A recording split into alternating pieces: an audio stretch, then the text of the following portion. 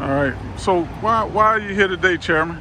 Well, this is the second time that code enforcement has been out to 2460 Salem Road. This is the local Family Dollar.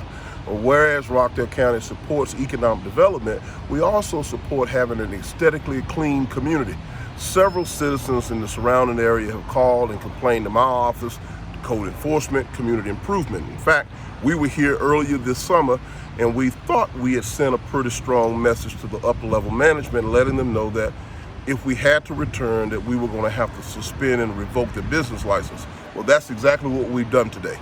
We've talked to corporate level management and shared with them that we are suspending operations for business hours and that the place has been shut down until they come into our office with a comprehensive plan on how they're going to not only clean it up, but keep it clean and keep it aesthetically pleasing to the eye and not become an eyesore here in Rockdale County. We want to support economic development and make sure that people have a place to work, but we cannot do it at the risk of being an eyesore to the citizens of the community and the other businesses in the immediate area. It's unfair, not to mention the fact that it drives property values down. Family Dollar is a big enough corporation. They can do better. We're expecting them to do better. I came out here today to inspect what the citizens of Rockdale expect. What type of violations are they?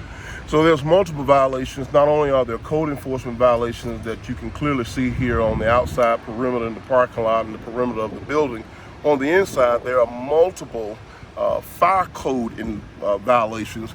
There are emergency exit door on the inside of the building that is completely blocked by a wall of boxes and other type stocking material and merchandise that even if an employee who works here cannot exit the building in the event of an emergency or in the event of a fire or an evacuation. Not to mention if there's any type of criminal activity that take place, that employee cannot, or a customer, cannot exit the building because the fire exit, the emergency exits have been completely blocked.